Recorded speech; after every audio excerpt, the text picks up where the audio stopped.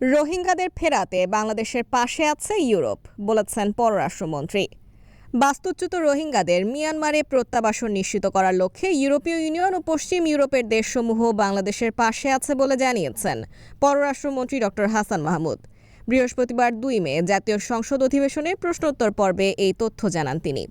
পররাষ্ট্রমন্ত্রী বলেন, রোহিঙ্গা শরণার্থীদের নিজ দেশে প্রত্যাবাসনে মিয়ানমারের সঙ্গে আলোচনার পাশাপাশি দেশটির ওপর আন্তর্জাতিক চাপ প্রয়োগে পররাষ্ট্র মন্ত্রণালয় কাজ করে চলেছে।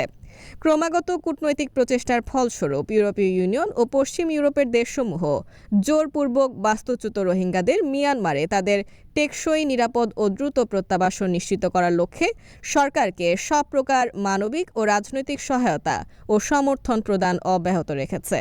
তিনি বলেন, যুক্তরাষ্ট্র, যুক্তরাজ্য, চীন, জাপান, দক্ষিণ কোরিয়া, অস্ট্রেলিয়া, রাশিয়া, সৌদি আরব সহ আফ্রিকা ও ল্যাটিন আমেরিকার দেশসমূহের সঙ্গে দ্বিপাক্ষিক বিভিন্ন বিষয় নিয়ে মন্ত্রণালয় কাজ করে যাচ্ছে, যার মধ্যে বাংলাদেশে বিনিয়োগ বৃদ্ধি ও ওই দেশসমূহে বাংলাদেশের রপ্তানি বৃদ্ধিতে দূতাবাসের মাধ্যমে প্রধানমন্ত্রীর নির্দেশনা অনুযায়ী অর্থনৈতিক কূটনীতি অনুসরণ করে বাংলাদেশের অর্থনৈতিক সমৃদ্ধি ও ভাবমূর্তি বৃদ্ধি প্রধান লক্ষ্য।